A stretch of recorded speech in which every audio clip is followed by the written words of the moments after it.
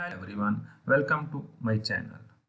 In today's simulation video, you will carry out static analysis of a compression spring in Solidworks. So first of all, download this 3D model of this spring from our video descriptions. In this simulation tutorial of Solidworks, you will learn that how we can apply a reference geometry support. That means that for this spring, a load is applied at its top face, that is about 300 Newton, and this is fixed at its bottom face. And our condition is that we will apply a reference geometry support in which there will be no translational motion in x or y directions. We will also evaluate its stresses and deformations and factor of safety. So let's start our simulation study now. Go to click on new.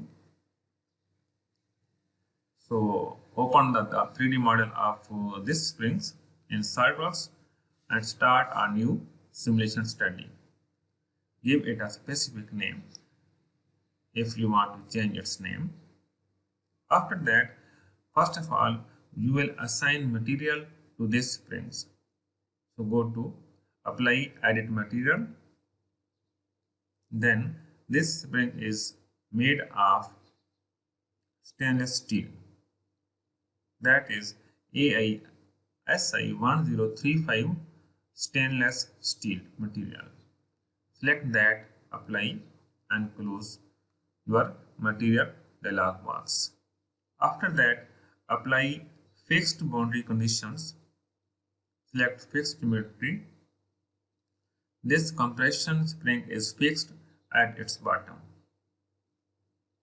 So apply this. Now apply a load of 300 Newton on its top face, and this load is normal to this selected face. Assign a value of 300 Newton. Okay. After that, again go to the fixtures and select fixed geometry. Now go to the advanced options. Then select the outer face or surface of this helical compression springs, and from the reference plane select the top as a top plane as a reference plane, and in the translational motions make 0 along direction 1. We can change the size of symbols and we'll see how it affects.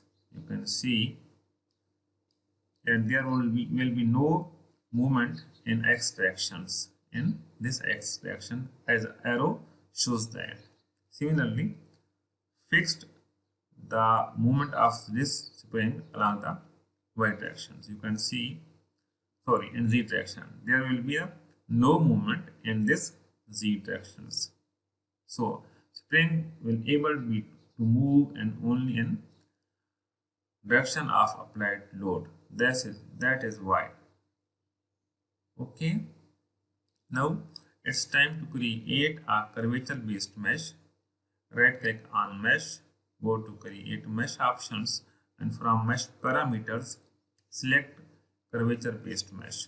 Leave other parameters, element size, blah blah as default. Okay. So mesh is being generated now.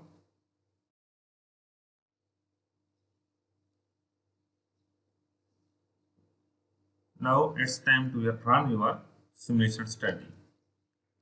So click on run this study options and you can see your simulation is getting started now.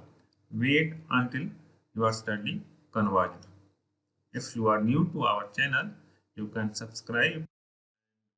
You can ask any questions in our comments box of video. So you can see that maximum stress that occurs here due to this applied load of 300 Newton is 107 megapascal.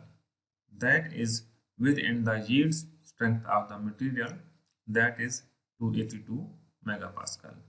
What does this mean? This means that your spring is safe under these boundary or loading conditions.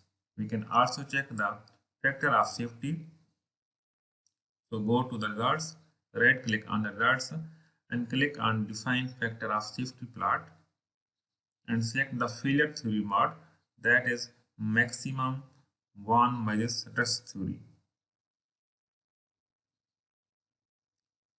So minimum factor of safety for this spring is 2.6. Similarly, we can evaluate the deformations, that is 0.091 or 92 millimeter. That is the maximum deformation at this free end, and here is no deformations at its fixed end. We can also animate this deformation in order to visualize our results. I hope you enjoyed this simulation video of Solidworks for helical compression springs deformations. Thank you for watching. Take care. Bye bye.